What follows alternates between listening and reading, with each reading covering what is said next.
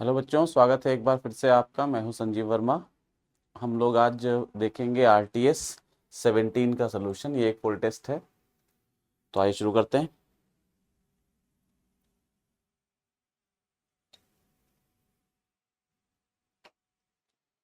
तो first question है, h is Planck's constant, c is speed of light and lambda is wavelength of light. तो इसका formula, dimensional formula क्या होगा?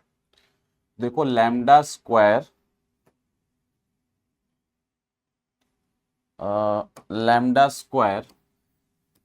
Upon H C, इसका dimension लिखना है। देखो, इसको एडजस्ट कर लो। इसमें इसको लैम्डा, एक लैम्डा ऊपर रखो और एक लैम्डा नीचे ले आओ। ऐसे लिख सकते हैं इसको, lambda upon H C by lambda. ये लैम्डा ऊपर चला जाएगा, लैम्डा स्क्वायर हो जाएगा, है ना। और लैम्डा का डायमेंशन, लैम्डा लेंथ है, ये एल में होगा। और एच सी बाय लैम्डा हमें मालूम है एनर्जी होती है फोटोन की, एच सी बाय लैम्डा। इसको लिख सकते हैं M L T minus two, M L two T minus two. अब सॉल्व कर लो, एम ऊपर जाएगा तो एम माइनस वन, एल ऊपर जाएगा माइनस टू होगा, प्लस वन पहले से है तो माइनस वन, और टी ऊपर जाएगा टू हो जाएगा। तो m minus one, L minus one, T two. तो फोर्थ ऑप्शन करेक्ट हो जाएगा, ठीक है ना। आंसर चेक करते रहिएगा आप लोग। सही है, आगे बढ़ते हैं। The magnetic susceptibility of a certain material, negative दी है। देखो, मैग्नेटिक ससेप्टिबिलिटी नेगेटिव है, और नेगेटिव केवल डायमैग्नेटिक में होती है, क्योंकि वो एक्सटर्नल मैग्नेटिक फील्ड के अपोजिट डायरेक्शन में पोलराइज होते हैं। तो सेकंड, ये फर्स्ट ऑप्शन करेक्ट हो जाएगा, ठीक है ना, first option. If absolute pressure of a gas enclosed in a container is 8 atmosphere, then gauge pressure। तो हमें मालूम है एब्सोल्यूट प्रेशर जो होता है वो इक्वल टू होता है पी नॉट, यानी atmospheric pressure plus gauge pressure. ये एब्सोल्यूट प्रेशर होता है। अब एब्सोल्यूट प्रेशर 8 एटमॉस्फेयर दिया है, एटमॉस्फेरिक प्रेशर 1 होता है, 1 एटमॉस्फेयर। तो गेज प्रेशर जो यहां से आएगा वो 7 एटमॉस्फेयर आ जाएगा। तो गेज प्रेशर हो जाएगा 7 एटमॉस्फेयर। आंसर पास्कल में दिया है, तो 1 एटमॉस्फेयर होता है लगभग 10 टू द पावर 5 पास्कल। तो ये 7 into 10 to the power 5 pascal, यानी थर्ड ऑप्शन करेक्ट हो जाएगा, ठीक है ना। नेक्स्ट क्वेश्चन है, रीडिंग ऑफ वोल्ट मीटर बतानी इसमें, और वोल्ट मीटर का रेजिस्टेंस दिया है। आइडियल वोल्ट मीटर होता है तो वोल्ट मीटर वाली ब्रांच में करंट नहीं जाती है, उसका रेजिस्टेंस इनफाइनाइट होता है। तो अगर ये आइडियल वोल्ट मीटर होता तो इस ब्रांच में करंट ना जाती, ये इनफाइनाइट रेजिस्टेंस होता है। लेकिन जब ये इसका रेजिस्टेंस दिया है, इसका मतलब ये नॉन आइडियल वोल्ट मीटर है। तो जैसे एक आर को ट्रीट करते हो, रजिस्टर को ट्रीट करते हो, वैसे इसको ट्रीट कर सकते हो। तो अब अगर इसमें आपसे पूछा जा रहा है कि पोटेंशियल डिफरेंस बताओ, तो पहले करंट डिस्ट्रीब्यूट करो। करंट मान लो आई टोटल, आई में से इसमें मान लीजिए I1 करंट चली गई, तो इसमें I2 जाएगी, और फिर इधर फिर आई जाएगी। तो दो रास्ते हैं, चाहे पोटेंशियल डिफरेंस को डिवाइड करके निकाल लो, चाहे करंट से निकाल लो। करंट से निकालेंगे तो सीधा हम कहेंगे जो करंट होगी वो होगी net EMF upon equivalent resistance. EMF तो आपको दिख ही रहा है कितना है, 300 वोल्ट। और जो रेजिस्टेंस है पूरे सिस्टम का, तो ये 400 और 1200 ये पैरेलल में है, तो ये आ जाएगा 300, और उसके साथ 600 सीरीज में है तो 900 आ जाएगा। तो 300 बाई 900 यानी 1/3 एम्पियर। तो करंट आ गई नेट करंट। अब ये करंट जब यहां पहुंचेगी तो दोनों में पैरेलल कॉम्बिनेशन है तो डिवाइड हो जाएगी। पैरेलल कॉम्बिनेशन में करंट डिवीजन रूल के हिसाब से करंट निकालेंगे तो I1 आएगी total current into 400 upon total resistance 1600। ये 0 0 कटेगा, नीचे 4 आएगा, तो ये 1/12 एम्पियर आ जाएगा। अब पोटेंशियल डिफरेंस जो निकालना है वोल्ट मीटर का, वो IR हो जाएगा। तो I1 इंटू आर, I1 है 1/12, तो ये 1/12, और R है 1200। तो जो पोटेंशियल डिफरेंस आएगा वो 100 वोल्ट आना चाहिए। तो सही ऑप्शन हो जाएगा सेकंड वाला, है ना, सेकंड ऑप्शन करेक्ट हो जाएगा। नेक्स्ट है एबीसी, 3 पॉइंट्स हैं और ये इलेक्ट्रिक फील्ड के डायरेक्शन के परपेंडिकुलर लाइन पर हैं। तो ये एक इक्वी पोटेंशियल सरफेस हो जाएगी। पूछ रहे हैं इनके पोटेंशियल का रिलेशन क्या होगा।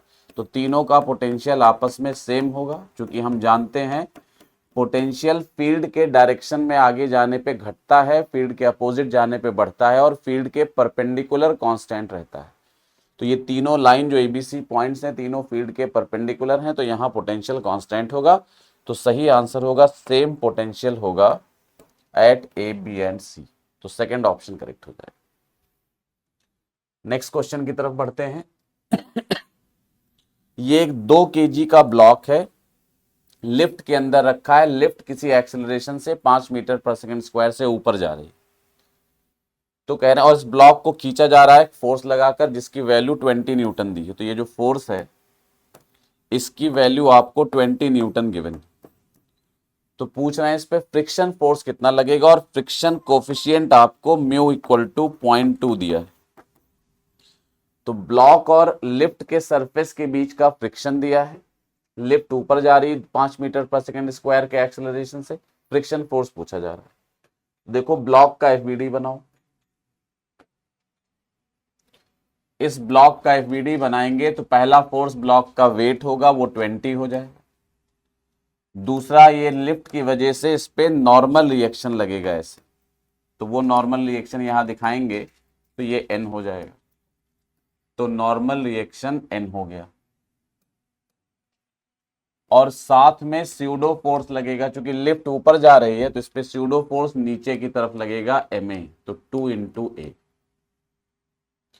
तो यानी एन की वैल्यू हो जाएगी इक्विलिब्रियम कंडीशन में 20 प्लस 2a, और a आपको 5 दिया है, तो 20 प्लस 2 इंटू 5 यानी 30 न्यूटन, ये n की वैल्यू होगी नॉर्मल रिएक्शन। अब आपसे काइनेटिक फ्रिक्शन पूछा जा रहा है कितना होगा, तो हमें पता है काइनेटिक फ्रिक्शन होता है म्यू के इंटू एन। काइनेटिक क्यों कह रहे हैं, क्योंकि वो बोला गया है कोर्स क्वेश्चन में कि ये 20 न्यूटन का फोर्स लग रहा है इस पर, if block is pulled horizontally with a force. Pull किया जा रहा है मतलब चल रहा है ब्लॉक, तो जब चल रहा है तो काइनेटिक फ्रिक्शन होगा, और म्यू के इंटू एन। म्यू के की वैल्यू हो जाएगी 0.2 दी है, और एन 30 आया है, मल्टीप्लाई करेंगे आंसर आएगा 6 न्यूटन। तो सही ऑप्शन होना चाहिए सेकेंड वाला, ठीक है ना। इस क्वेश्चन में डायनामिक रेजिस्टेंस निकालना, आई वी ग्राफ दिया है, आई मिली एम्पियर में, वी वोल्ट में। डायनामिक रेजिस्टेंस निकालना है। हमें मालूम है आई वी ग्राफ में जो स्लोप होता है, ग्राफ का स्लोप, वो स्लोप जो होता है वो आपको रेजिस्टेंस 1 बाई रेजिस्टेंस देता है। स्लोप आपको 1 बाई रेजिस्टेंस देता है, ये पता है हम लोगों को। तो इसका स्लोप निकाल लेते हैं। यहां से यहां तक पूछा जा रहा है, ये स्लोप निकालेंगे। ये लाइन हो गई, कॉर्ड हो गई, स्लोप निकालेंगे, इसको आगे बढ़ाया, ये राइट एंगल ट्रायंगल बनेगा। ये एंगल अगर थीटा है तो इसका स्लोप होगा tan थीटा, और tan थीटा की वैल्यू होगी perpendicular upon base. Perpendicular 35 minus 20 यानी 15 मिली एम्पियर होगा, और बेस है 0.8 से 1.1 यानी 0.3 वोल्ट, ये होगा। तो tan थीटा की वैल्यू आएगी, यहां से लिख रहे हैं tan थीटा यानी स्लोप आ जाएगा 15 अपॉन 0.3। 15 मिली एम्पियर है, इसको 10 टू द पावर -3 लिख लिया, अपॉन 0.3, 0.8 से 1.1। ये जो आया tan थीटा, ये क्या होगा, देखो y अपॉन एक्स होता है, y में i है, x में v, तो ये i बाई v होगा, और i बाई v का मतलब 1 बाई r को रिप्रेजेंट करेगा, तो ये 1 बाई r होगा। तो 1 बाई r की वैल्यू आ गई 50, पॉइंट से ये कटेगा, ये 50 आ जाएगा, तो 50 इंटू 10 टू द पावर -3, ये 1 बाई r आया। तो r क्या आएगा, 1 by 50 into 10 to the power -3। ऊपर ले जाएंगे तो ये 10 की पावर 3 1000 हो जाएगा, और बाई 50, 0 से 0 कटेगा, सॉल्व करेंगे, ये 20 ओम आएगा। तो सही आंसर होना चाहिए फर्स्ट वाला, ठीक है ना। आप लोग करो, मुझे बताना कितने क्वेश्चन करेक्ट, कोई प्रॉब्लम आई तो। Amount of heat required to raise the temperature of alpha gram of a substance A by T1 degree Celsius कह रहे एक सब्सटेंस के अल्फा ग्राम है, इनका टेम्परेचर T1 डिग्री सेल्सियस से इंक्रीज करना है। जो हीट रिक्वायर्ड है उतनी हीट तब भी चाहिए होती है जब दूसरे सब्सटेंस का बीटा ग्राम होता है और इसका टेम्परेचर T2 डिग्री सेल्सियस से इंक्रीज करना होता है। मतलब अल्फा ग्राम T1 टेम्परेचर बढ़ाया गया, बीटा ग्राम T2 टेम्परेचर बढ़ाया गया। तो कहने इनके स्पेसिफिक हीट का रेशियो बताइए। इसकी स्पेसिफिक हीट S1 मान लो, इसकी S2 मान लो। ये वाला फॉर्मूला लगेगा Q equal to MS delta theta. तो पहले के लिए Q की वैल्यू होगी, मास है अल्फा, स्पेसिफिक हीट है S1 और डेल्टा थीटा है T1। दूसरे के लिए मास है बीटा, स्पेसिफिक हीट है S2 और डेल्टा T है T2। इससे आपको S1 बाई S2 मिल जाएगा। ये आएगा beta T2 upon alpha T1। तो beta T2 upon alpha T1 यानी फर्स्ट ऑप्शन करेक्ट हो जाएगा, beta T2 upon alpha T। Next है कि ये जो लेंस है, क्वेश्चन में स्टेटमेंट वाला क्वेश्चन है और इसमें कह रहे हैं फर्स्ट स्टेटमेंट में number of images of real object formed by a convex lens 4 है। कह रहे हैं इस वाले डायग्राम में अगर इसके सामने कोई ऑब्जेक्ट रखा जाए लेंस के, तो ये उस ऑब्जेक्ट की 4 इमेजेस बनाएगा। बिल्कुल सही है, क्योंकि इसमें 4 मटेरियल यूज हुए हैं, तो ये 4 टुकड़े जो लेंस के हैं वो 4 अलग अलग इंडिपेंडेंट लेंस की तरह बिहेव करेंगे। मतलब ये समझ लो 4 लेंसेज का कॉम्बिनेशन हो गया। क्योंकि सबका रिफ्रैक्टिव इंडेक्स अलग अलग है तो सबकी फोकल लेंथ अलग अलग हो जाएगी। तो सब मिलकर 4 टाइप की इमेजेस बनाएंगे। हर लेंस अपनी एक इमेज बनाएगा ऑब्जेक्ट की। तो यहां पर 4 टाइप के लेंस हैं तो 4 इमेजेस बनेंगे। तो पहला स्टेटमेंट एकदम करेक्ट है, स्टेटमेंट 1 इज करेक्ट। स्टेटमेंट 2 में कह रहे हैं number of images of real object formed by a convex lens made of 3 different materials as shown in the figure B is 3। कह रहे हैं इसमें 3 इमेजेस बनेंगे। यहां 3 इमेज नहीं बनेंगे, ये 3 लेंस नहीं है, ये एक ही लेंस में 3 मटेरियल यूज हुए। इसमें देखो जो रे पहले मटेरियल से पास करेगी, जो रे पहले मटेरियल से जाएगी वो अलग फोकस करेगी, जो दूसरे मटेरियल में जाएगी वो अलग फोकस करेगी। इस तरह चारों मटेरियल के रेज अलग अलग फोकस करेंगी तो 4 इमेजेस बनेंगी। इस वाले में जो भी रे गुजरेगी लेंस में से, जो भी रे गुजरेगी वो एक ही रे सारे तीनों मटेरियल को क्रॉस करके उधर जाएगी। यानी यहां पर इस लेंस की एक इक्विवेलेंट फोकल लेंथ आ जाएगी। ये 3 लेंस नहीं है, एक ही लेंस में 3 मटेरियल यूज हुए। एक रे का एक ही मतलब 3 बार रिफ्रैक्शन होता है और फिर फाइनल इमेज बनाएगी। तो यहां पर बस अंतर क्या है, वहां एक रे का एक बार रिफ्रैक्शन होता था, लेकिन अलग अलग रेज अलग अलग लेंस के टुकड़े से पास करती हैं तो उनका अलग अलग इमेज बनेगा। यहां पर एक ऑब्जेक्ट से चलने वाली सारी रेज सेम पाथ को फॉलो करेंगी, सेम टाइप का पाथ, मतलब सब 3 बार 3 तरह के मीडियम को क्रॉस करके इमेज बनाएंगे। और चूंकि हर एक रे 3 मीडियम को क्रॉस करेगी तो सबके लिए जो focal length, effective focal length है, इक्विवेलेंट फोकल लेंथ है वो सेम होगी, इसलिए इसमें एक ही इमेज बनेगी। तो सेकंड में एक ही इमेज बनेगी, जबकि इसमें लिखा 3 इमेजेस बनेंगे। तो सेकंड स्टेटमेंट गलत है। तो second is incorrect, first is correct. तो सही ऑप्शन हो जाएगा statement 1 is correct and statement 2 is incorrect. तो सही कौन सा होगा? First option. 1 is correct and 2 is incorrect. ठीक है ना? ठीक है ना? आप लोगों को समझ आ गया? ये हो गया। नेक्स्ट वाला देखते हैं हम लोग। नेक्स्ट वाले में कह रहे हैं रेडियस ऑफ गायरेशन। ये एक डिस्क है, ये एक डिस्क है और इसका इस एक्सिस के अबाउट रेडियस ऑफ गायरेशन चाहिए। तो रेडियस ऑफ गायरेशन, पहले मोमेंट ऑफ इनर्शिया लिखें। तो P एक्सिस के अबाउट, वो एक्सिस जो P से पास हो और P के परपेंडिकुलर हो, प्लेन के परपेंडिकुलर।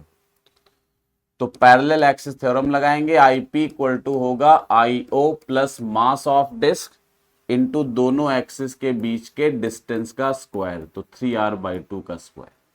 पैरेलल एक्सिस थ्योरम पर बेस्ड क्वेश्चन है ये वाला एक्सिस जो O से पास करेगा वो एक्सिस हो गया जिसको CC dash, centre of mass वाला एक्सिस, और ये दूसरा एक्सिस जो बाहर है। इस नए एक्सिस के लिए मोमेंट ऑफ इनर्शिया होगा IO plus MD square. D क्या है? दोनों एक्सिस के बीच का डिस्टेंस, और वो है एक एक्सिस O से जा रहा है, एक P से जा रहा है, तो बीच का डिस्टेंस होगा 3r/2। वैल्यू रख दो, बस सॉल्व कर दो। वैल्यू रखेंगे तो ये IO होता है ½ mr², और ये आएगा 9 mr²/4। सॉल्व करेंगे तो ये आएगा 11 mr²/4। रेडियस ऑफ गायरेशन होती है √I/m।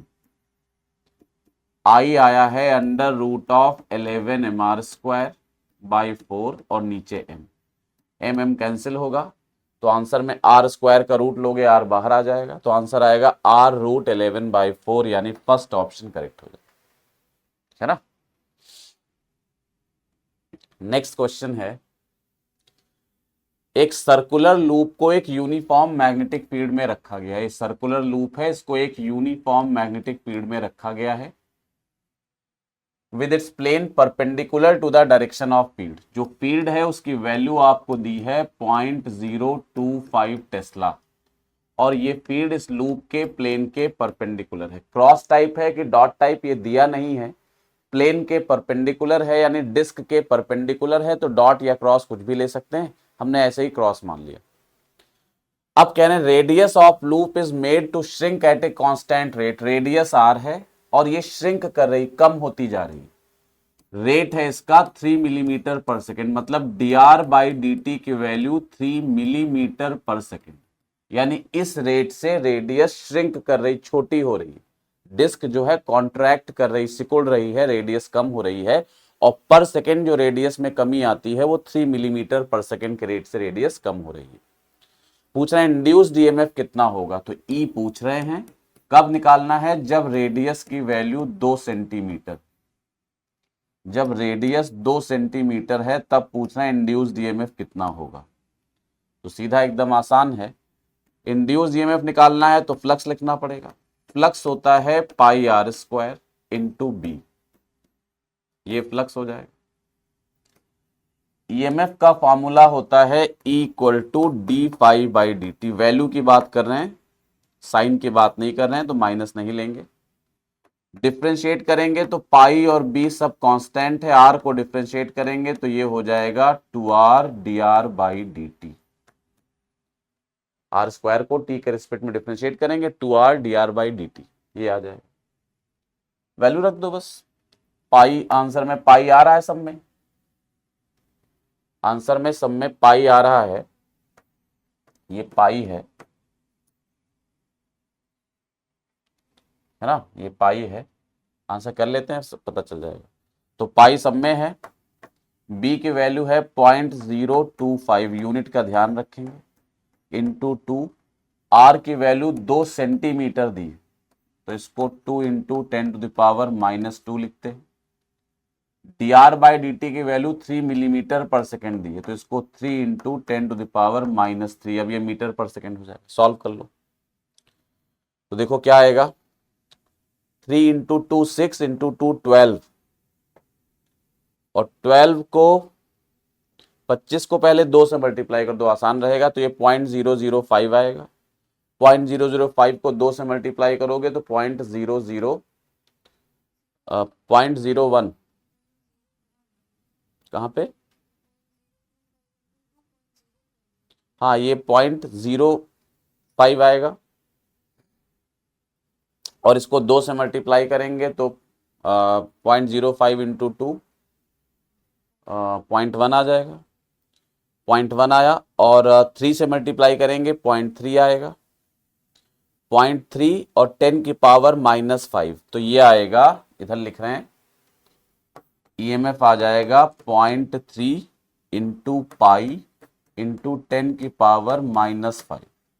इसको मिली वोल्ट में लिखना है तो इसको 10⁻⁻6 बना लो, तो 3 पाई इंटू 10⁻⁻6 वोल्ट, यानी इसको कह सकते हैं 3 पाई वोल्ट, मिली वोल्ट, 3 पाई मिली वोल्ट, सॉरी माइक्रोवोल्ट, 3 पाई माइक्रोवोल्ट। तो ऑप्शन में कुछ गड़बड़ी है, 3 पाई माइक्रोवोल्ट, तो ये ऑप्शन इसमें जो दिख रहा है वो होना चाहिए फोर्थ वाला, तो फोर्थ ऑप्शन करेक्ट कर लीजिए, ये 3 पाई है माइक्रोवोल्ट, ऑप्शन में गड़बड़ी लिखी हुई है थोड़ी सी, 3 पाई माइक्रोवोल्ट। आगे चलते हैं। ए particle perform simple harmonic motion frequency F है, कह रहे सिंपल हार्मोनिक मोशन की फ्रीक्वेंसी एफ है, तो काइनेटिक एनर्जी की फ्रीक्वेंसी क्या होगी 2f। जिस रेट से अब बॉडी ऑसिलेट करती है उसके डबल रेट से काइनेटिक और पोटेंशियल एनर्जी ऑसिलेट करती है और टोटल एनर्जी कांस्टेंट रहती है। तो जो काइनेटिक एनर्जी की ऑसिलेशन की फ्रीक्वेंसी होगी वो 2f। टाइम पीरियड पूछेंगे तो आधा होगा, फ्रीक्वेंसी पूछेंगे तो डबल होगी 2f, है ना। एक ड्रंकर्ड है, ड्रंकर्ड एक शराबी है, वो यहां से चलना शुरू करता है और यहां एक खाई है और खाई की डिस्टेंस यानी जो खाई है पिट है उसकी डिस्टेंस ड्रंकर्ड को से 13 मीटर की दूर। वो लड़खड़ा के चल रहा है, तो जब चलता है तो पहले 5 स्टेप आगे चल के जाता है, फिर 3 स्टेप लौट आता है। क्वेश्चन में कह रहे हैं एक स्टेप 1 मीटर लंबा है और उसको चलने में 1 सेकंड लगते हैं। तो जैसे पहले वो 5 स्टेप आगे गया, तो 5 स्टेप आगे गया, कितना चला 5 मीटर, फिर लड़खड़ा के 3 स्टेप लौट आया, 3 स्टेप लौटा तो कितना चला 3 मीटर। तो बताइए टोटल कितना चल पाया वो। तो 5 मीटर गया था, 3 मीटर लौट आया, तो टोटल कितना चला 2 मीटर। कितने सेकंड में 2 मीटर चला। तो वो कह रहे हैं एक स्टेप 1 मीटर का है और उसको चलने में 1 सेकंड लगता है। तो 5 मीटर आगे जाने में 5 सेकंड लगे और 3 मीटर वापस आने में 3 सेकंड लगे। तो टाइम में बीता 8 सेकंड और चल केवल कितना पाया वो 2 मीटर। अगर लड़खड़ाता ना सीधे चलता रहता आगे तो 8 मीटर चला जाता 8 सेकंड में। अब 8 सेकंड बीते लेकिन चला केवल 2 मीटर। तो पूछना है बताओ कितनी देर बाद खाई में गिर जाएगा। तो एकदम आसान है, देखो कैसे। यहां से चले, पहले 2 मीटर चला, 2 मीटर करके चेक कर लो। पहले 2 मीटर चला, 2 मीटर चला, कितना टाइम लगा 8 सेकंड। फिर अगला 2 मीटर चला, फिर कितना टाइम लगा 8 सेकंड। फिर अगला 2 मीटर चला, कितना टाइम लगा 8 सेकंड। फिर अगले 2 मीटर चला, टाइम कितना लगा 8 सेकंड। देखो कितनी दूर चला आया, 2 2 4 2 6 2 8, 8 मीटर चल चुका है और 32 सेकंड लग चुके हैं। 8 × 4 32 सेकंड लग चुके हैं और 8 मीटर चल चुका है।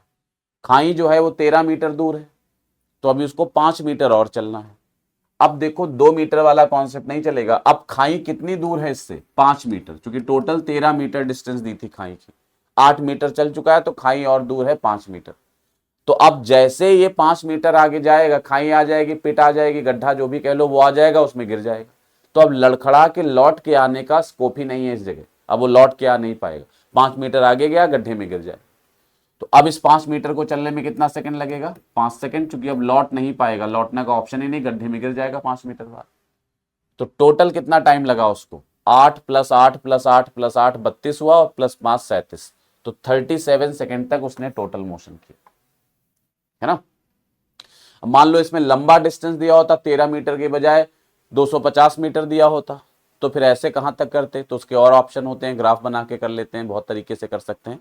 फिलहाल छोटे मोटे क्वेश्चन को डायरेक्ट कर लेंगे, है ना। आगे बढ़ते हैं। कह रहे हैं इक्विवेलेंट कैपेसिटेंस बताइए पी और क्यू के बीच में। तो ये तो ओरल क्वेश्चन हो जाएगा डायरेक्ट। पी से चले, उल्टा देखो, उल्टा ये दोनों आपस में सीरीज में, तो 10 और 10 सीरीज में है, तो इनका इक्विवेलेंट हो जाएगा 5। फिर उस 5 के साथ ये 5 पैरेलल में है, फिर 10 हो जाएगा। फिर उस 10 के साथ ये 10 सीरीज में है, फिर 10 और 10 सीरीज में 5 हो जाएगा। फिर उस 5 के साथ ये 5 पैरेलल में है, फिर 10 हो जाएगा। फिर उस 10 के साथ ये 10 सीरीज में है, फिर 5 हो जाएगा। तो फाइनल आंसर ओरल आ जाएगा 5 माइक्रोफैरड। तो सही आंसर होगा 5 माइक्रोफैरड, है ना। ओरल कर सकते हैं। कह रहे हैं इसमें कौन से ऑप्शन करेक्ट हो सकते हैं। पहला लिखा for diffraction through a single slit the wavelength of the wave must be comparable to the size of slit. कह रहे हैं डिफ्रैक्शन होने के लिए वेव की वेवलेंथ साइज के स्लिट के साइज के कंपेरेबल होनी चाहिए। बिल्कुल सही बात है, तभी डिफ्रैक्शन होगा। दूसरा लिखा diffraction is very common in sound waves but not so common in light waves. ये भी सही है, क्योंकि डिफ्रैक्शन होने के लिए वेव की वेवलेंथ, जो ऑब्स्टेकल है, जो रुकावट रास्ते में है, जो स्लिट है रास्ते में, उसके साइज के कॉम्पेरेबल होनी चाहिए। साउंड वेव की वेवलेंथ ज़्यादा होती है लाइट से, इसलिए वो आसानी से ऑब्स्टेकल के साइज में कंपेयर हो जाती है। लाइट की वेवलेंथ कम होने की वजह से उसमें डिफ्रैक्शन रिलेटिवली कम होता है। तो सही लिखा है, diffraction is very common in sound waves, तो सही है। तीसरा है diffraction is only observed in electromagnetic waves, गलत है, ऊपर ही लिखा है साउंड वेव्स में ज्यादा होता है, तो थर्ड ऑप्शन गलत है। तो only A and B are correct, तो थर्ड ऑप्शन इज करेक्ट, है ना। Third option will be correct, only A and B are correct, right, है ना, समझ में आ गया आप लोगों को। Escape velocity of a particle from surface of earth is V. जैसे स्केप वेलोसिटी का नाम सुना, फॉर्मूला लिख लो। स्केप वेलोसिटी का फॉर्मूला सबको पता है, वो होता है √2gme/re, ये होता है।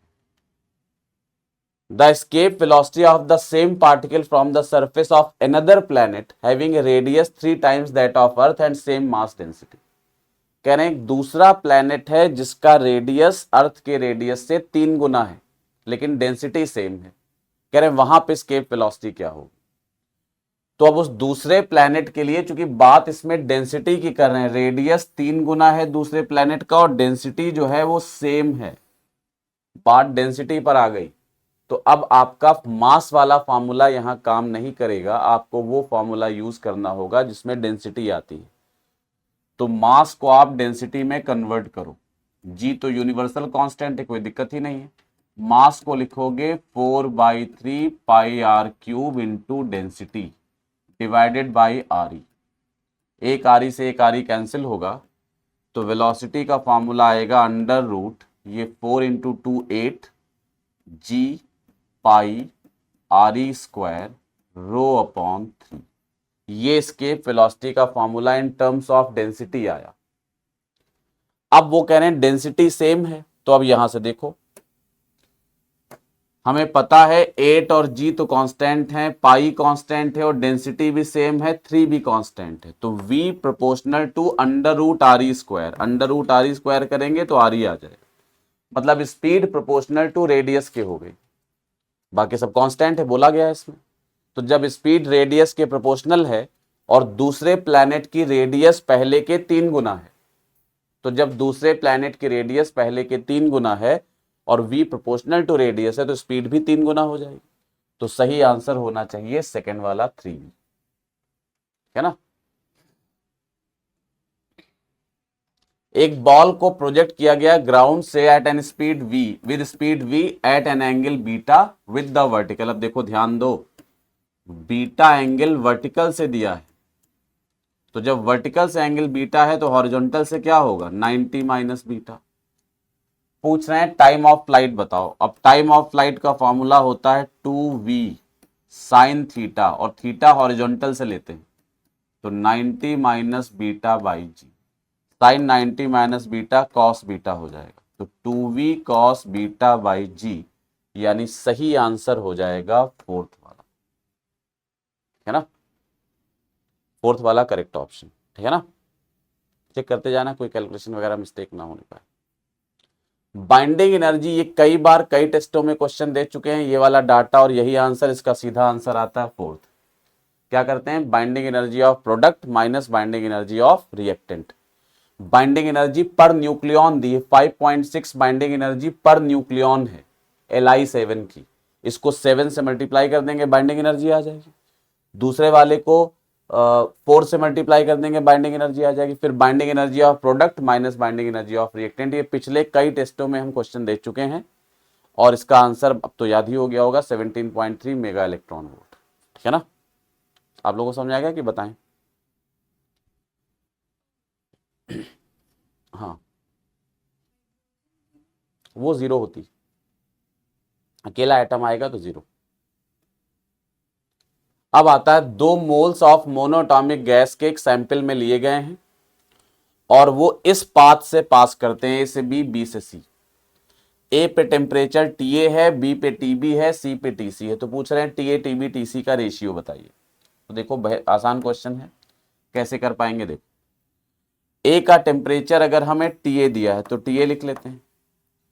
AB प्रोसेस देखो क्या है, ये वॉल्यूम एक्सिस के परपेंडिकुलर है, तो ये प्रोसेस होगी आइसोकोरिक, और आइसोकोरिक प्रोसेस में हमें पता है प्रेशर प्रोपोर्शनल टू टेम्परेचर होता है, ये जानते हैं हम लोग। ए बी प्रोसेस में वॉल्यूम कांस्टेंट है तो ये आइसोकोरिक प्रोसेस हुई, और आइसोकोरिक प्रोसेस में प्रेशर प्रोपोर्शनल टू टेम्परेचर होता है। अब प्रेशर प्रोपोर्शनल टू टेम्परेचर है, ए से बी जाने में आप देख रहे हो प्रेशर डबल हो गया, 5 से 10 हो गया। तो जब प्रेशर दुगना हो गया है तो टेम्परेचर भी दुगना हो जाएगा, और टेम्परेचर दुगना होने का मतलब है बी का टेम्परेचर जो है टीबी वो 2 टाइम्स टीए हो जाएगा। भाई प्रेशर डबल हुआ, वो 5 से 10 हुआ, तो टेम्परेचर भी टीए से 2 टीए हो जाएगा। बीसी प्रोसेस जो है ये आप सबको दिख रहा है, ये एक आइसोबारिक प्रोसेस है, और आइसोबारिक प्रोसेस में हमें मालूम है वॉल्यूम प्रोपोर्शनल टू टेम्परेचर होता है। जब बी से सी गए तो देखो बी का वॉल्यूम 10 था और सी का वॉल्यूम 20, तो जब बी से सी गए तो वॉल्यूम 10 से 20 हो गया, यानी डबल हो गया। तो जब वॉल्यूम डबल हुआ तो टेम्परेचर भी डबल हो जाएगा। तो बी से डबल टेम्परेचर सी पर होगा, और बी पे टेम्परेचर कितना था 2 टीए, तो सी पे टेम्परेचर कितना होगा इसका डबल, तो सी का टेम्परेचर हो जाएगा बी के टेम्परेचर का डबल, और बी का डबल करोगे तो 4 टीए आ जाएगा। अब रेशियो देख सकते हो, टीए 2 टीए 4 टीए, तो रेशियो क्या आएगा 1:2:4, है ना भाई। रेशियो पूछ रहे हैं आपसे तो TA:TB:TC पूछ रहे हैं। टीए को टीए लिखेंगे, टीबी को 2 टीए कहेंगे, और टीसी को 4 टीए कहेंगे। टीए टीए टीए कैंसिल, तो रेशियो क्या आ गया 1:2:4। सही ऑप्शन हो जाएगा थर्ड वाला 1:2:4, है ना। नेक्स्ट क्वेश्चन में कह रहे हैं current of 5 ampere is flowing in a single loop of area 4 metre square. कोई लूप है उसमें करंट आई है, एरिया 4, डाटा को सर्किल कर लेते हैं, एक्सजेड प्लेन में है। अब अगर ये एक्सजेड प्लेन में है तो कोई लूप जब जिस प्लेन में होता है उसका मैग्नेटिक मोमेंट, उसका एरिया वेक्टर उस प्लेन के परपेंडिकुलर होता है। तो जो इस लूप का मैग्नेटिक फील्ड होगा, जो मैग्नेटिक मोमेंट होगा, जो एरिया वेक्टर होगा लूप का, वो हमेशा इस प्लेन के परपेंडिकुलर होगा जिस प्लेन में लूप प्रेजेंट है। लूप एक्सजेड प्लेन में है तो उसका magnetic field, magnetic moment, area vector सब एक्सजेड प्लेन के परपेंडिकुलर होगा, और एक्सजेड प्लेन के परपेंडिकुलर होगा वाई एक्सिस। तो मतलब लूप का मैग्नेटिक मोमेंट आप वाई एक्सिस में ले सकते हो। मैग्नेटिक मोमेंट होता है आई इंटू ए, और डायरेक्शन वाई एक्सिस आ गए। वाई में कुछ भी हो सकता है, प्लस जे भी हो सकता है, माइनस जे भी हो सकता है, प्लस वाई एक्सिस भी हो सकता है, माइनस वाई एक्सिस भी हो सकता है। ऑप्शन में डायरेक्शन की बात ही नहीं करी है तो चाहे जो ले लो कोई फर्क नहीं पड़ता, तो प्लस जे ले लिया। आई दिया है 5, एरिया दिया है 4, तो ये 20 जे कैप आ गए। अब पूछ रहे हैं मैग्नेटिक फील्ड आपको दिया है, ये एक ऐसे मैग्नेटिक फील्ड में रखा है जिसका डायरेक्शन दिया है 2i + 2j और +4k। कह रहे हैं इस लूप पे टॉर्क बताइए। सिंपल क्वेश्चन है। टॉर्क होता है m क्रॉस b, चूंकि पूरा डाटा ij फॉर्म में दिया है तो हम लोग टॉर्क को ऐसे लिख सकते हैं m cross b। Cross product करना आता है कर लो। m की वैल्यू है 20j क्रॉस b की वैल्यू है 2i + 2j + 4k। Cross product करो, 20 को 2 से मल्टीप्लाई करोगे 40 आएगा, और j cross i cross j k होता है, तो j क्रॉस i हो जाएगा -k। फिर j 20 को 2 से मल्टीप्लाई करोगे 40 आएगा, लेकिन j क्रॉस j 0 होता है, तो सेकेंड टर्म 0 हो जाएगा। 20 को 4 से मल्टीप्लाई करोगे 80 आएगा, और j क्रॉस k i होता है, j क्रॉस के आई, इसका j और उसका k क्रॉस प्रोडक्ट करोगे तो आई आ जाएगा, यानी ये टॉर्क आ गया। अब ऑप्शन देखो, ऑप्शन में उन्होंने मैग्नीट्यूड पूछा है, तो मैग्नीट्यूड निकालना है इसका तो मॉड ले लेंगे, तो टॉर्क हो जाएगा √40² + 80²। 40 का स्क्वायर 1600, 6400, ये 8000 आ जाएगा। 8000 को आप लिख सकते हो 1600 × 5, 1600 को रूट 40 आ जाएगा, तो ये 40√5 आ जाएगा टॉर्क। 40√5 तो ऑप्शन ही नहीं है, तो क्या करेंगे, देखो मैच करो 40√5। तो देखो ये वाला जो ऑप्शन है 320 को लिख सकते हो, इसको क्या लिख सकते हो, 16 64 इंटू 5, 64 इंटू 5 लिख सकते हो 320 को।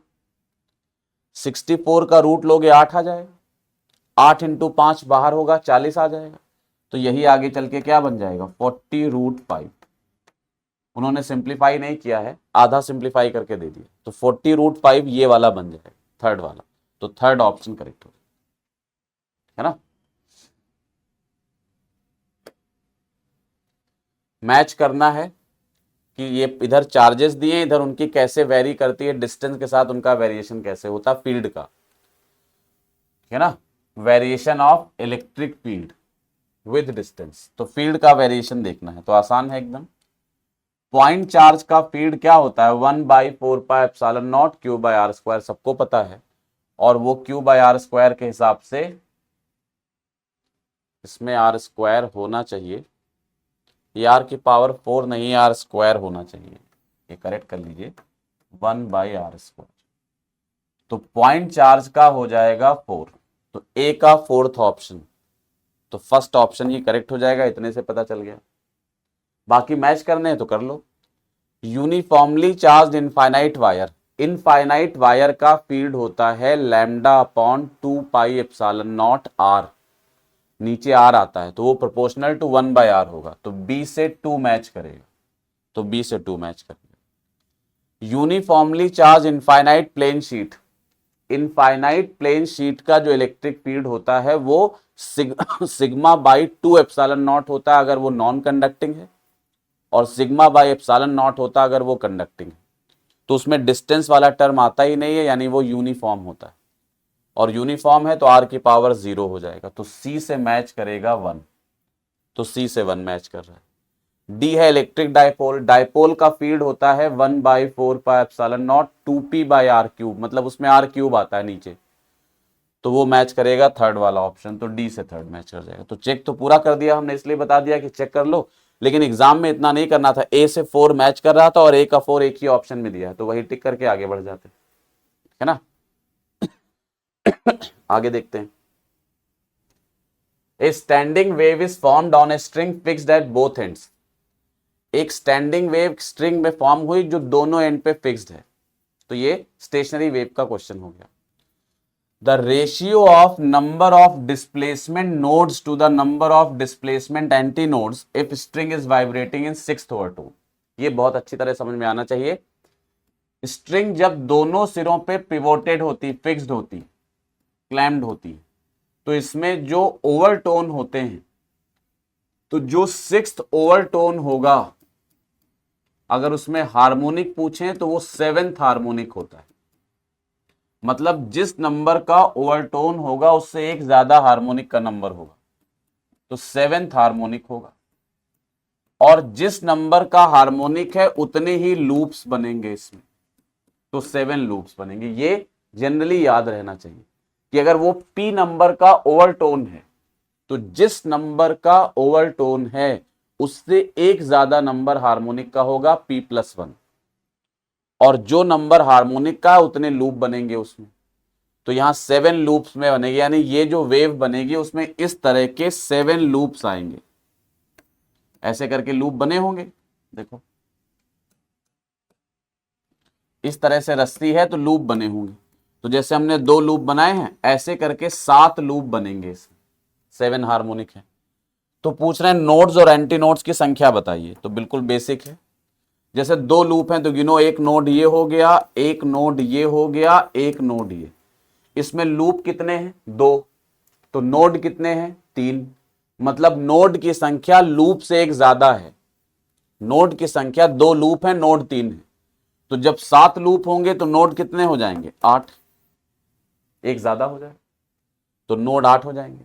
अच्छा एंटी नोड, तो यहां कितने एंटी नोड हैं 1 और 2, 2 लूप है तो 2 एंटी नोड है, तो जितने लूप हैं उतने एंटी नोड है, तो जब 7 लूप होंगे तो 7 एंटी नोड होंगे, तो एंटी नोड का नंबर 7 हो जाएगा। अब नोड और एंटी नोड का रेशियो बताना है तो क्या आएगा, 8/7। फर्स्ट ऑप्शन करेक्ट होगा, है ना। इसके डायरेक्ट आंसर भी होते हैं, याद कर लो, इतने नोड्स होते हैं, इतने एंटी नोड्स हमने भी लिखाए हैं क्लास में, क्रैश कोर्स वाले क्लास में, रेगुलर क्लास में। तो वो आप आंसर याद है तो डायरेक्ट कर सकते हो, नहीं तो चेक करके निकाल सकते हो। कह रहे हैं लॉजिक गेट पहचानो।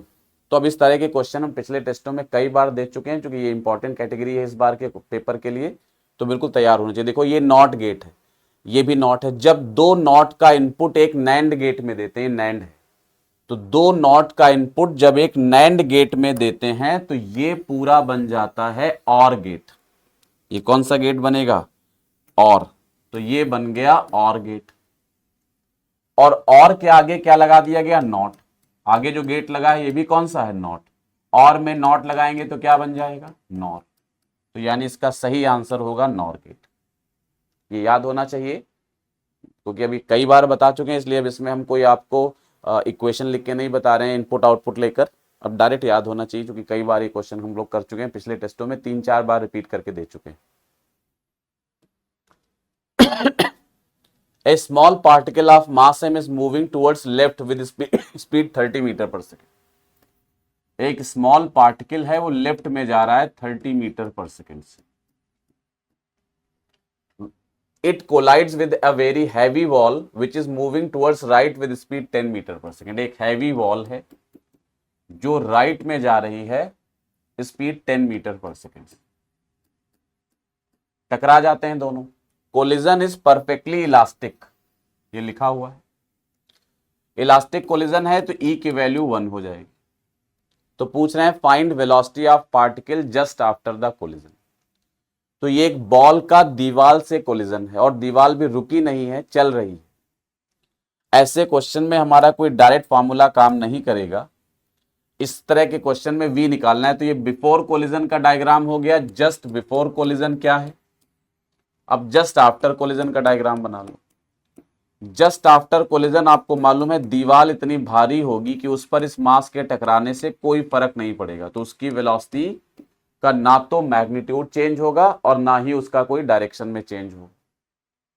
लेकिन जो बॉल है ये जब दीवार से टकरा कर वापस लौटेगी तो ये लौट जाएगी वापस, इसकी वेलोसिटी का मैग्नीट्यूड डायरेक्शन सब चेंज हो जाएगा। वी मान लेते हैं, वही निकालना है। और ऐसे क्वेश्चनों में सिर्फ एक चीज पॉसिबल होती है, वो है न्यूटन्स लॉ ऑफ कोलिजन। सीधा न्यूटन्स लॉ ऑफ कोलिजन लगाओ। लगाना बताया है आपको, क्या होता है, velocity of separation of two bodies just after collision equal to e times, e है coefficient of restitution, e times velocity of approach of two bodies just before collision. ये न्यूटन्स लॉ ऑफ कोलिजन आपको अच्छी तरह से practice कराया जा चुका है। अब इसी लॉ को अप्लाई कर दो। इस लॉ को अप्लाई करोगे तो velocity of separation after collision क्या होगा, v-10। v को बड़ा होना पड़ेगा 10 से। अगर v छोटा हो गया और इसकी स्पीड 10 ज्यादा है तो दोबारा कोलिजन हो जाएगा, और एक बार कोलिजन हो चुका है तो हम दोबारा कोलिजन कंसीडर नहीं करेंगे, v बड़ा मानेंगे। तो v-10 ये हो गई velocity of separation just after collision. E times E1 है जो कि इलास्टिक कोलिजन है तो 1 ले लिया। Velocity of approach just before collision, before collision ये इधर आ रहा था, ये इधर जुड़ जाएंगे दोनों, तो 30 + 10,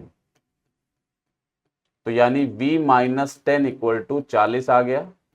तो v का आंसर हो जाएगा 50 मीटर पर सेकेंड। तो सही ऑप्शन हो जाएगा थर्ड वाला, है ना, थर्ड ऑप्शन। इधर चेक कर लिया था,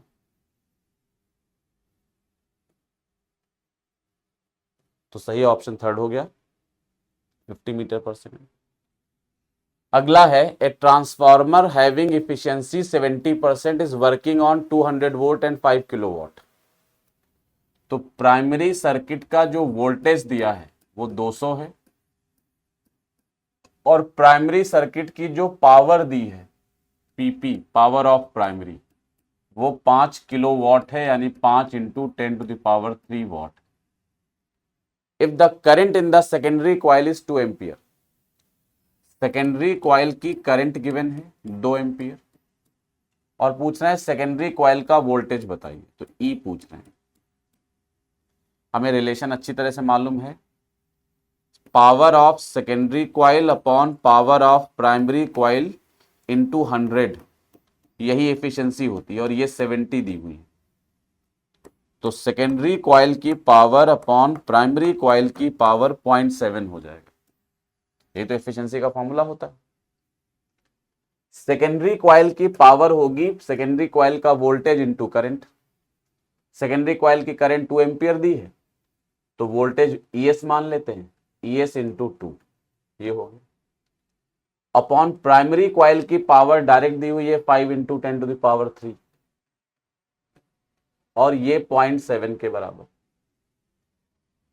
इससे 2ES आ जाएगा, 0.7 को 5 से मल्टीप्लाई करोगे 3.5 इंटू 10⁻3, और इससे ES आ जाएगा, ये 3500 आएगा, बाई 2 करेंगे तो ये 1750 वोल्ट आ जाएगा। तो सही ऑप्शन होना चाहिए 1750 वोल्ट, यानी फोर्थ ऑप्शन करेक्ट हो जाएगा। ठीक है ना, आगे बढ़ते हैं। स्टेटमेंट वाला क्वेश्चन है। पहला स्टेटमेंट है, force and plane angle both are dimensional variable, मतलब दोनों में डायमेंशन होती है। प्लेन एंगल तो जानते हो डायमेंशन लेस होता है, तो पहला स्टेटमेंट पूरी तरह से गलत मान लिया जाएगा। दूसरा दिया हुआ है, यूनिवर्सल ग्रेविटेशन कांस्टेंट यानी capital G and pi both are dimensional constant, गलत है। G में तो डायमेंशन होता है, लेकिन पाई तो डायमेंशनलेस होता है ना, तो सेकेंड स्टेटमेंट भी गलत है। तो both the statements are incorrect, तो सही ऑप्शन होगा सेकेंड वाला। Both statement 1 and statement 2 are incorrect, है ना। नेक्स्ट क्वेश्चन है, इलेक्ट्रिकल करंट यहां से आई आ रही, यहां से आई जा रही है, यहां रेडियस 2r है, वहां रेडियस r है, तो पूछ रहे हैं करंट डेंसिटी का रेशियो बताना है। मतलब current density at P divided by current density at Q, ये निकालना। करंट डेंसिटी हम सबको पता है I अपॉन एरिया होता है, I by A. Current same रहती पूरे कंडक्टर में, एरिया भरे बदले, लेकिन करंट की वैल्यू सेम रहेगी। तो P वाले सेक्शन पे करंट हो जाएगी I upon pi into 2r का स्क्वायर, और Q वाले सेक्शन में करंट हो जाएगी I अपॉन पाई r का स्क्वायर। I से I कैंसिल, पाई से पाई कैंसिल, r स्क्वायर से r स्क्वायर कैंसिल, तो रेशियो आ जाएगा 1/2। तो सही ऑप्शन होगा फर्स्ट वाला, 1:2, है ना।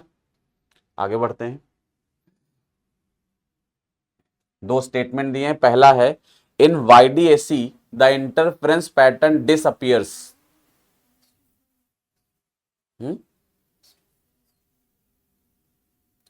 और सॉरी, ये 2 का स्क्वायर था ना, तो 1:4 आंसर आएगा। 2 का स्क्वायर है ना नीचे, ये I by pi r square cancel हो गया, 2 का स्क्वायर होगा ना, तो 1/4 आएगा। तो ये ऑप्शन में करेक्ट कर लेते हैं, ये सही आंसर होगा 1/4। तो थर्ड ऑप्शन करेक्ट हो जाएगा, है ना।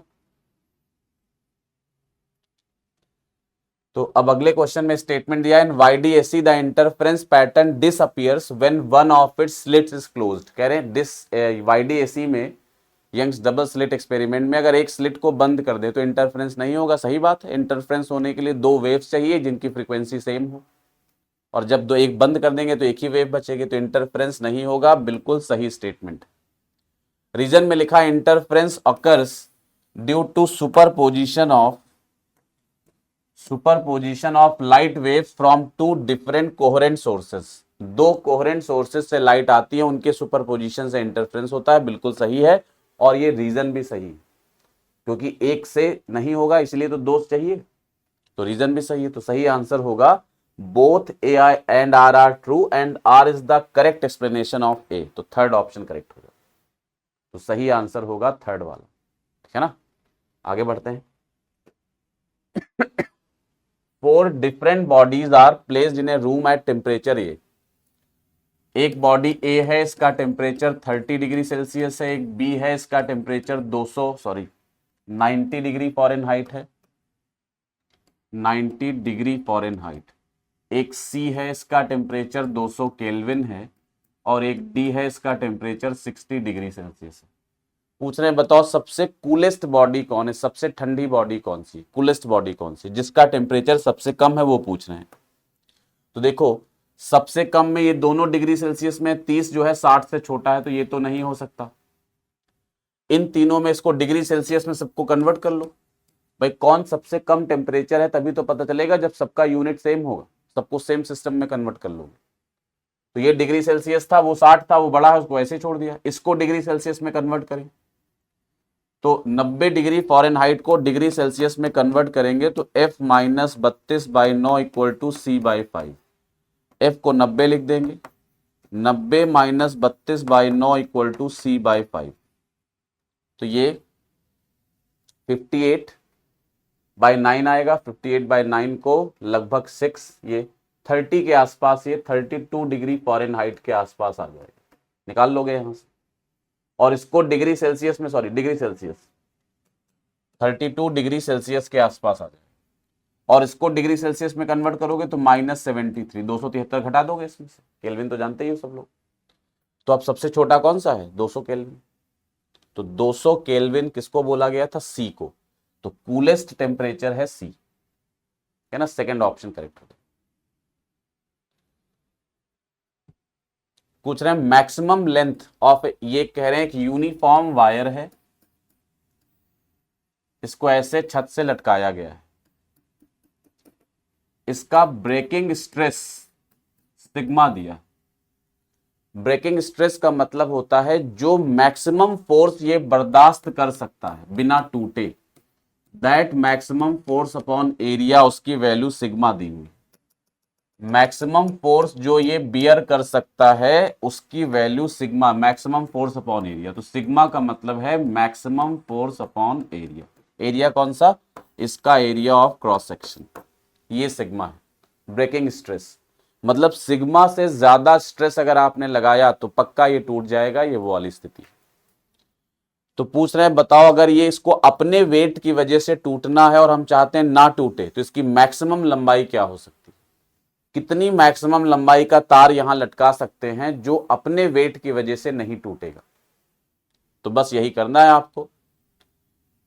मैक्सिमम फोर्स जो है वो कितना हो जाएगा, सिग्मा इंटू ए, ये अप्लाई कर देना, सिग्मा इंटू ए, ये मैक्सिमम फोर्स अप्लाई कर देना। अब क्या करोगे देखो, मैक्सिमम जो फोर्स है वो कहां लगेगा, मैक्सिमम फोर्स कहां लगेगा, किस जगह पर इसमें फोर्स मैक्सिमम लगेगा। तो देखो जो टेंशन है वो कहां मैक्सिमम होगा, तो जो रॉड में टेंशन है वो कहां मैक्सिमम होगा, ये चेक करना है। तो रॉड में टेंशन आप जानते हो, जैसे जहां पे टेंशन लिखोगे वहां के नीचे वाला वेट टेंशन क्रिएट करता है। तो सबसे ज्यादा टेंशन टॉप पॉइंट पे होगा। तो जो F मैक्सिमम का मतलब मैक्सिमम टेंशन, तो मैक्सिमम टेंशन टॉप पॉइंट पे होगा, ठीक है ना, टॉप पॉइंट पे। और कितना टेंशन होगा, mg, वेट mg होगा और टॉप पॉइंट पे होगा। mg equal to sigma A. Mass को लिख सकते हो वॉल्यूम इंटू डेंसिटी, तो volume into density equal to sigma A. Volume को लिख सकते हो एरिया इंटू लेंथ, अगर एरिया ए है लेंथ एल है तो इसको एरिया इंटू लेंथ लिख सकते हो, into d g equal to sigma a. A से ए कैंसिल हो गया और यहां से आपको क्या पूछ रहे हैं, एल, तो एल आ जाएगा सिग्मा अपॉन डी जी, सिग्मा अपॉन डी जी, यानी फोर्थ ऑप्शन करेक्ट होना चाहिए, फोर्थ ऑप्शन, ठीक है ना, sigma upon d g. Next question है, what value of power factor of series LCR circuit is not possible. Power factor जानते हो cos phi को बोलते हैं, फाई होता है आई और वी के बीच का एंगल, और कॉस थीटा की वैल्यू 1 से बड़ी नहीं हो सकती। यहां 2 दिया है तो 2 कभी नहीं हो सकती जो कि 1 से बड़ा है, तो सही ऑप्शन 4 हो जाएगा। नेक्स्ट है, दो पार्टिकल x और y जिनके इक्वल चार्ज हैं, तो देखो ये नोटिस कर लो, ये इक्वल चार्ज है और पोजेसिंग इक्वल काइनेटिक एनर्जी, दोनों की काइनेटिक एनर्जी भी सेम है। एक मैग्नेटिक फील्ड में एंटर करते हैं और सर्कुलर पाथ पे जाते हैं और सर्कुलर पाथ की रेडियस r1 r2, तो कह रहे हैं उनके मास का रेशियो बताइए। तो जब कोई चार्ज पार्टिकल किसी मैग्नेटिक फील्ड के अंदर परपेंडिकुलरली एंटर करते हैं और सर्कुलर पाथ पे मूव करते हैं तो रेडियस का फॉर्मूला होता है √2mk/cube, के काइनेटिक एनर्जी। दोनों की काइनेटिक एनर्जी सेम दी है तो के सेम हो गया, क्यू सेम हो गया, बी सेम हो गया, टू सेम हो गया, तो आर प्रोपोर्शनल टू √m हो गया, यानी r² प्रोपोर्शनल टू m हो गया। तो यहां से कह सकते हैं दोनों के मास का रेशियो हो जाएगा r1² तो सही ऑप्शन होना चाहिए थर्ड वाला, ठीक है ना। तो थर्ड ऑप्शन करेक्ट हो जाएगा, है ना। आगे बढ़ते हैं। एक रॉकेट, वैसे तो रॉकेट के क्वेश्चन ट्रेंड में नहीं है, लेकिन ऐसा कुछ खास क्लैरिटी नहीं है कि ये सिलेबस में है कि नहीं, तो एक आधा क्वेश्चन आपको आइडिया होना चाहिए, इसलिए टेस्ट में दे दिया है। A rocket of initial mass 8000 kg ejects gases at this rate with speed इतने, थ्रस्ट पूछ रहे हैं। रॉकेट में सीधा सीधा तरीका, जब भी क्वेश्चन आएगा सीधा फॉर्मूला। थ्रस्ट जो रॉकेट में होता है, जब धुआं निकलता है नीचे की तरफ, गैसेस निकलती हैं, तो थ्रस्ट होता है U relative dm/dt। U relative क्या है? जो धुआं निकल रहा है, जो धुआं निकल रहा है उसकी velocity with respect to rocket, धुएं की वेलोसिटी जो रॉकेट के रिस्पेक्ट में है उसको U रिलेटिव कहते हैं, इंटू dm/dt वो थ्रस्ट होता है। तो U relative into dm/dt। U relative जो आपको दिया है क्वेश्चन में वो 10 किलोमीटर पर सेकेंड दिया है, तो 10 इंटू 10⁻³ मीटर पर सेकेंड हो जाए, और dm/dt 16 दिया है kg पर सेकेंड। मल्टीप्लाई कर लोगे तो ये 160 इंटू 10⁻³ यानी ये आ जाएगा 1.6 इंटू 10⁵ न्यूटन, यानी फर्स्ट ऑप्शन करेक्ट हो जाए। तो पहला ऑप्शन सही है ना। इसी में एक्सेलरेशन पूछ लेते तो थ्रस्ट अपॉन मास उससे निकालते। ये इंसिडेंट रे है, ये रिफ्लेक्टेड रे है, और रिफ्लेक्टेड रे को बोल रहे हैं वो कि मिरर को 50 डिग्री क्लॉकवाइज घुमा दिया गया है। हमें मालूम है जब मिरर को हम रोटेट कराते हैं तो जितने एंगल से मिरर को रोटेट करते हैं, रिफ्लेक्टेड रे उसके डबल एंगल से रोटेट कर जाती है इन द सेम सेंस। तो मिरर को 50 डिग्री घुमाया है तो रिफ्लेक्टेड रे 100 डिग्री घूमेगी इन द सेम सेंस। तो आंसर क्या होना चाहिए सही? 100 डिग्री क्लॉकवाइज, है ना। मिरर क्लॉकवाइज घुमा है तो रे भी क्लॉकवाइज घूमेगी, और डबल, तो 100 degree clockwise third option correct होगा। आगे बढ़ते हैं।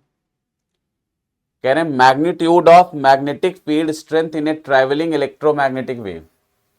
मैग्नेटिक फील्ड स्ट्रेंथ का जो पीक वैल्यू है किसी इलेक्ट्रोमैग्नेटिक वेव में वो 20 इंटू 10⁻⁻9 टेस्ला दिया है। तो पूछ रहे हैं इलेक्ट्रिक फील्ड की पीक वैल्यू क्या होगी। सीधा फॉर्मूला है E0/B0 इक्वल टू C। तो E0 इक्वल टू होगा B0 इंटू C। B0 है 20 इंटू 10⁻⁻9, C होगा 3 इंटू 10⁸। तो ये 60 इंटू 10⁻⁻1 आएगा, यानी ये 6 वोल्ट 6 वोल्ट पर मीटर आ जाए। तो सही आंसर हो जाएगा सेकंड वाला। सेकंड ऑप्शन जो है वो सही ऑप्शन होगा, है ना, 6 वोल्ट पर मीटर। कोई दिक्कत तो आप लोगों को बताइए। नेक्स्ट है 27 डिग्री सेल्सियस पे आरएमएस स्पीड एक डायटोमिक गैस की 1932 मीटर पर सेकंड। ये बड़ा कॉमन सा आंसर है और हम तो क्लास में आपको बताते हैं, इसे याद कर लो। हाइड्रोजन गैस के लिए रूम टेम्परेचर पे आरएमएस स्पीड 1932 होती। इसका डाटा याद करने से और चीजों में कैलकुलेशन आसान हो जाता है। डिराइव करना है आपको तो आप v इक्वल टू √3RT/m होता है। अब थोड़ा कैलकुलेशन होगा लेकिन करना पड़ेगा। v 1932 दिया है, r की वैल्यू SI सिस्टम में रखेंगे तो 25/3 जूल पर मोल पर केल्विन। 27 डिग्री सेल्सियस का मतलब 300 केल्विन, और मोलर मास निकालना है। मोलर मास निकाल के हम गैस का पता लगा सकते हैं। वैसे तो आंसर याद होना चाहिए 1932 मीटर पर सेकेंड स्पीड रूम टेम्परेचर पे हाइड्रोजन गैस के मॉलिक्यूल्स की आरएमएस स्पीड होती। फिर भी डिराइव करना है तो कर लेते हैं। ये 3 से 3 कटेगा, स्क्वायर कर दो, तो 1932 का square equal to 25 into 300 by M होगा। तो एम आएगा, अच्छा एम जो है ये केजी में आएगा यहां से, क्योंकि सब जब स्पीड मीटर पर सेकंड में निकलेगी तो मास केजी में सॉल्व होकर आएगा। तो 25 इंटू 300 बाई 1932 इंटू 1932, ये लिख सकते हैं एम की वैल्यू। अब इसको जब सॉल्व करोगे तो एक चीज का ध्यान रखो, इसको जब करोगे तो जैसे 1932 को 1900 मान लो तो ये 2 0 कट गए, 19 को 18 मान लो तो 3 से लगभग कट के 6 आ जाएगा। अप्रोक्सीमेट करो, क्योंकि सारी गैसेस के मोलर मास में काफी अंतर होगा, तो अप्रोक्सीमेट कैलकुलेशन कर सकते हो। तो ये 1932 को 1900 लिखा, 2 0 काटे, 19 को 3 से काटा, 6 पॉइंट समथिंग आएगा, 6 मान लिया। इस वाले 1932 को भी 1900 करो, ठीक है ना, तो ये 1900 करोगे तो 25 से कटेगा ये, तो ये आ जाएगा 19 इंटू 4, मतलब एम आएगा, 25 से काट दोगे 100 को तो ऊपर बचा 1 और नीचे बचा 76 इंटू 6, ये बचा 76 इंटू 6।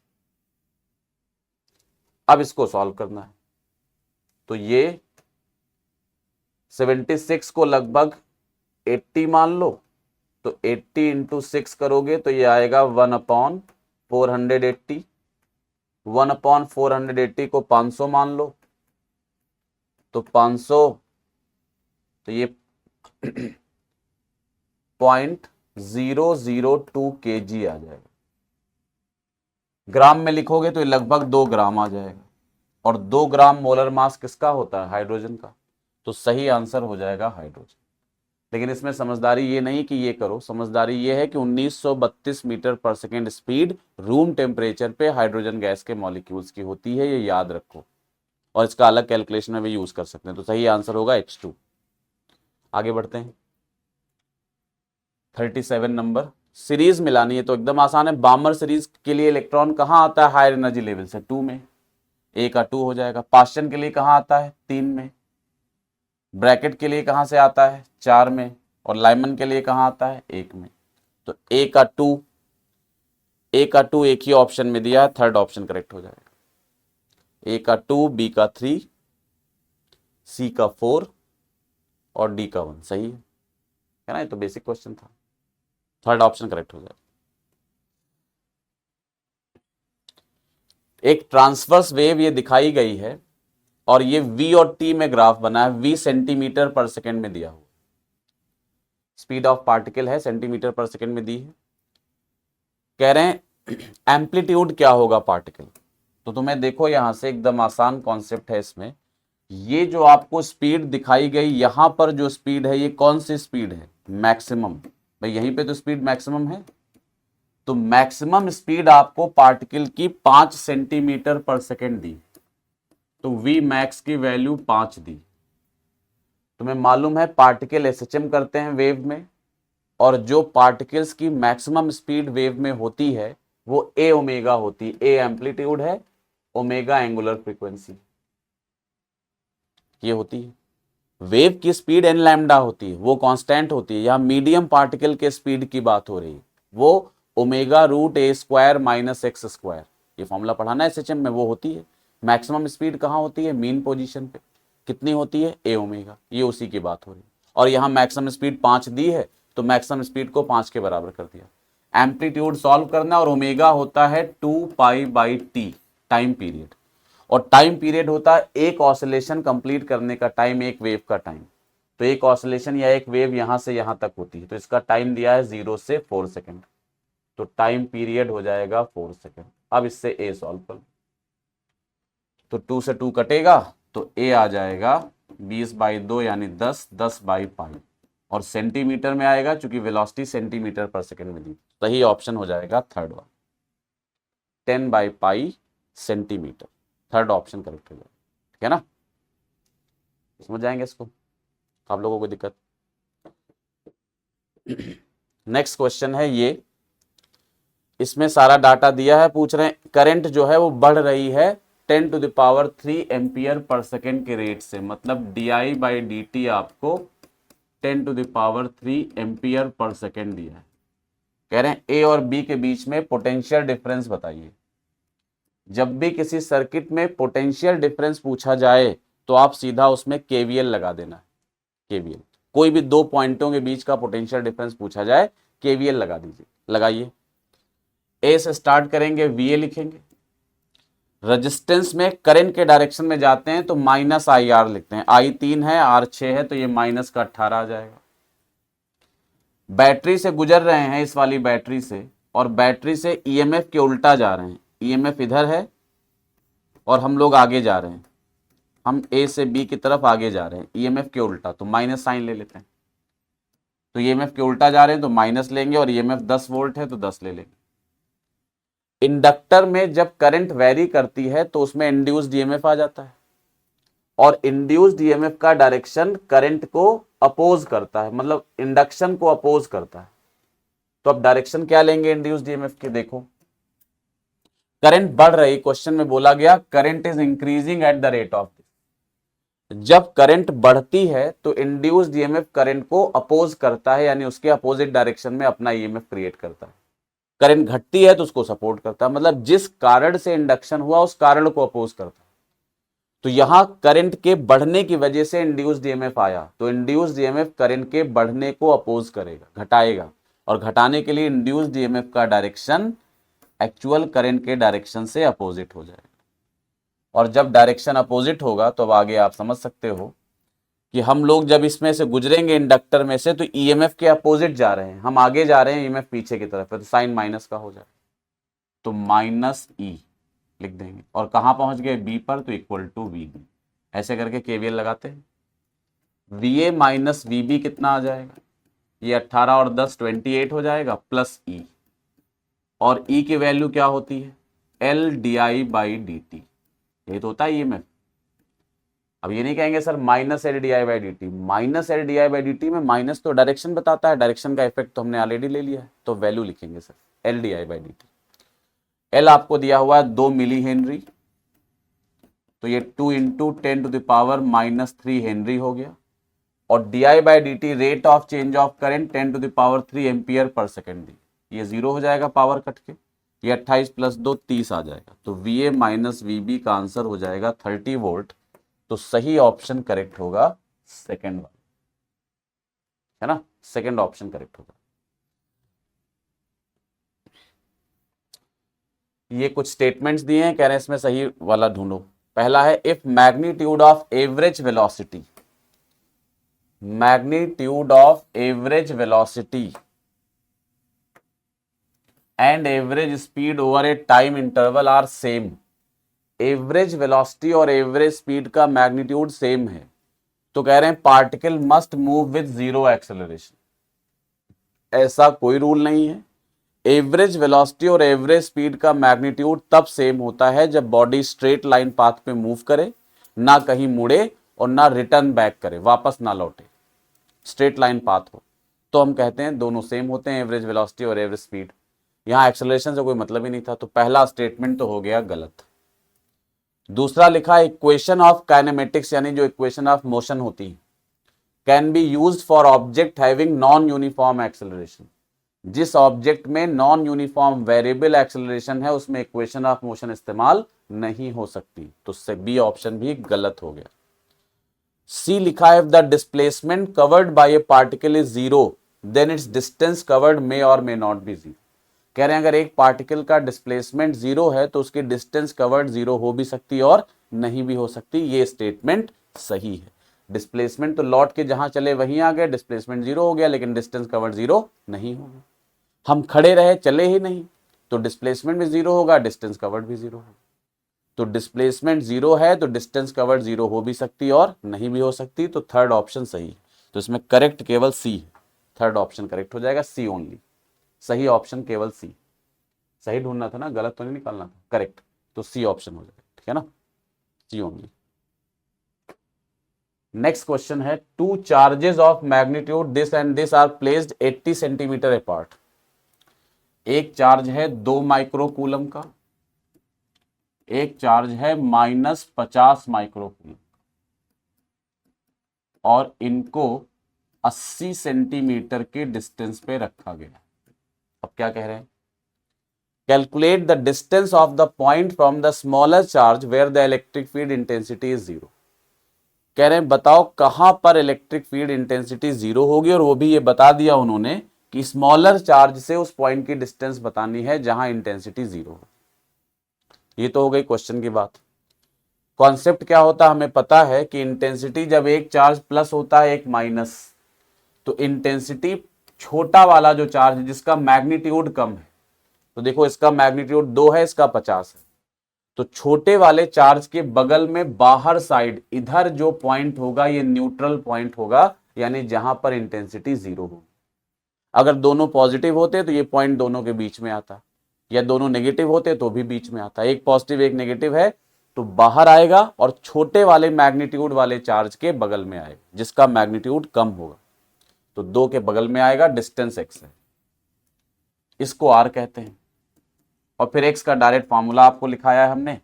अब इस टाइम पर हम बहुत डिराइव करने के फेवर में नहीं हैं, तो x आ जाएगा, फॉर्मूला लिखाया r√q1 upon √q1 difference √q2। Q1 कौन सा चार्ज होता है, Q1 किसको बोलते हैं, ऊपर हम वो चार्ज रखते हैं जहां से हमने x को नापा है। x को हमने 2 माइक्रोकूलम से नापा है, तो ऊपर 2 रहेगा और नीचे बड़े में से छोटे को घटाते हैं। तो समझ लो ऊपर वो चार्ज रखते हैं जहां से हमने x को मेजर किया, अपनी डिस्टेंस को मेजर किया। हमने अपनी डिस्टेंस को 2 माइक्रोकूलम से मेजर किया, तो ऊपर 2 रखेंगे। r टोटल डिस्टेंस होती है वो 80 है, तो 80 √2 अपॉन बड़ा माइनस छोटा, बड़ा है 50 और यहां साइन नहीं रखेंगे चार्ज का, वैल्यू रखनी केवल, और माइनस √2। नीचे √2 कॉमन आ जाएगा, √2 कॉमन ले लो, नीचे √2 कॉमन ले लेंगे तो यहां बचेगा √25 -1। √2 से √2 कैंसिल हो गया, ये 80 अपॉन 25 का रूट 5 होता है, 5 -1 4 बचेगा, 80/4 आ जाएगा 20 सेंटीमीटर। तो सही ऑप्शन करेक्ट होगा फर्स्ट वाला, है ना। assertion reason, according to Bohr's atomic model, the ratio of angular momentum of electron in first excited state to ground state is 2:1। Angular momentum का फॉर्मूला हमें अच्छी तरह से आता है और हम जानते हैं वो होता है एंगुलर मोमेंटम इक्वल टू होता है NH/2π। ये H/2π तो पूरा हो गया कांस्टेंट, तो angular momentum proportional to n के हो गया। अब कह रहे हैं रेशियो बताना है first excited state. First excited state का मतलब n की वैल्यू 2 और ग्राउंड स्टेट मतलब n की वैल्यू 1। तो रेशियो पूछ रहे हैं तो L1/L2 इक्वल टू N1/N2 होगा। N1 2 है, N2 1, तो 2:1 बिल्कुल सही है पहला स्टेटमेंट। तो first statement is correct. Reason में लिखा है in Bohr model the angular momentum of the electron is inversely proportional to principal quantum number. देखते ही पता चल जाएगा, अभी ऊपर देख रहे हैं डायरेक्टली प्रोपोर्शनल टू n है, फॉर्मूला याद है हमें L = NH/2π। नीचे लिखा है it is inversely proportional to quantum number, तो बिल्कुल गलत है ये, तो रीजन इज इनकरेक्ट। तो assertion is true but reason is false, first option correct हो जाए। A is true but R is false, तो कौन सा आंसर सही होगा, फर्स्ट, है ना। आंसर आप लोग देख लीजिएगा, मैच कर लीजिएगा। क्लियर हो गई बात ये। अगला है एक कॉन्वेक्सो कॉन्केव डाइवर्जेंट लेंस। अब देखो डाइवर्जेंट लेंस लिखा है तो इसका मतलब इसकी फोकल लेंथ नेगेटिव होगी। डाइवर्जेंट का मतलब एफ नेगेटिव होगा, कन्वर्जेंट है तो एफ पॉजिटिव होगा। Made of glass of refractive index 1.5, तो म्यूएल लेंस का रिफ्रैक्टिव इंडेक्स 1.5। बाहर का मीडियम नहीं बताया गया, इसका मतलब बाहर एयर होगा, तो सराउंडिंग का refractive index 1। Focal length 36 centimetre दी है, मतलब एफ को -36 बोलेंगे। Radius of curvature for one surface is 3 times that of other. Radius of curvature एक की r है तो दूसरे की 3r है, मतलब एक की रेडियस दूसरे के 3 गुना है, ये दिया। पूछ रहे हैं तो बताओ रेडियस ऑफ कर्वेचर कितनी कितनी होंगी, तो अभी चेक करना है। अब एक ही फॉर्मूला है, जब focal length radius of curvature इन सब की बात हो रही तो एक ही फॉर्मूला है, 1/f equal to mu l upon mu s minus 1/r1 minus 1/r2। अब यहाँ देखो थोड़ी समझदारी से करना है, डायग्राम बना के भी कर सकते हैं लेकिन बिना डायग्राम के भी हम सारी चीजें समझ सकते हैं, साइन वगैरह। देखो कैसे, 1/f में f दिया है -36, म्यूएल 1.5 होगा, म्यूएस 1 है, 1.5 में से 1 घटाएंगे तो 0.5 बचेगा। अब देखो फोकल लेंथ को नेगेटिव आना है, तो फोकल लेंथ नेगेटिव तभी आएगी जैसे ये टर्म तो पॉजिटिव आ गया है, तो अब वो नेगेटिव आ रहा है, इसका मतलब अंदर वाला कैसा होना चाहिए, नेगेटिव। और अंदर नेगेटिव तब होगा जब छोटे में से बड़ा घटाएंगे, यानी यहाँ R1 को हम 3R ले लेंगे और R2 को R ले लेंगे। अब जैसे कि सर साइन तो आपने रखा नहीं, तो ये साइन के हिसाब से आया होगा, R1 पॉजिटिव होगा तो 3R, और सॉरी R1 3R है पॉजिटिव है और R2 पॉजिटिव है, तो इस तरह से वैल्यू आएगी इसकी, है ना। तो ये आ जाएगा -1/36, ये 0.5 आया यानी 1/2 लिख लो इसको, ये 1/3R माइनस 1/R, तो ये -2/3R आ जाएगा।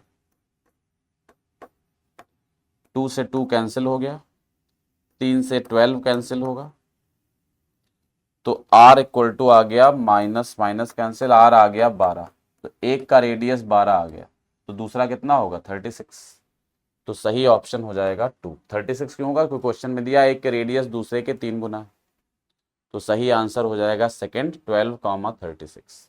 कर लोगे, डायग्राम बना के भी प्रॉपर कर सकते थे, कॉन्वेक्सो कॉनकेव लेंस या जो भी दिया है, लेकिन यहां पर डायरेक्ट जरूरत ही नहीं थी, क्यों टाइम वेस्ट करेंगे। A tank has an orifice near its bottom, tank में बॉटम के पास एक छोटा सा होल है, इसमें से स्पीड पानी निकलता है।